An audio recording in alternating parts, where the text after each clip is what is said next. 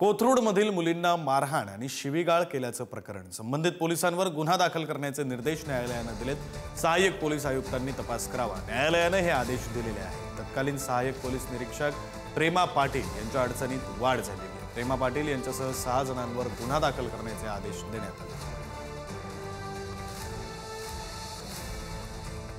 त्यामुळे आज कोर्टाने जो आदेश दिलेला आहे आणि ते सर्व गुन्हे नोंदवले जावेत अशा प्रकारचा आदेश दिलेला आहे, हा थेट देवेंद्र फडणवीस यांना मुख्यमंत्र्यांनी गृहमंत्री म्हणून कोर्टाने मारलेली चपराक आहे। परभणी प्रकरणानंतर आता ही दुसरी त्यांना चपराक बसलेली आहे। दलित समाजाच्या विरोधामध्ये अशा पद्धतीनं सिस्टीमचा वापर करणे आणि ज्यांनी वापर केलाय, गैरवापर केलाय त्यांना वाचवणे, असं या सरकारचं धोरण राहिलेलं आहे।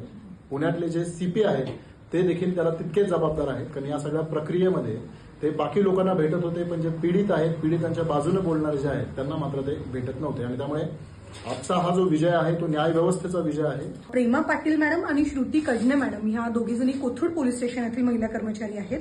सखाराम सानप हे आहेत ज्या मूळ पीडित महिला जी होती त्यांचे हे सासरे आहेत, आणि एक प्रेमा पाटील मॅडम यांचे मैत्रीण आहेत ज्यांचं आम्हाला नाव माहित नाही, पण सीसीटीव्हीमध्ये त्यांचं सगळं चेहरा आणि बाकी सगळं हे दिसतं आहे। तर अशा या 8 आरोपींच्या विरोधात 310(2) म्हणजे डकेती, 140 किंवा 351 असे वेगवेगळे कलम, मग त्याच्यामध्ये जुनं 354 म्हणजे महिलांचा विनयभंग करण्याचा प्रकार असेल, आणि ह्या सगळ्या सेक्शनच्या अंतर्गतच प्रायमरी गुन्हा दिसून येतो म्हणून FIR दाखल करून घ्या असे आदेश आज साहेबांनी पास केलेले आहेत।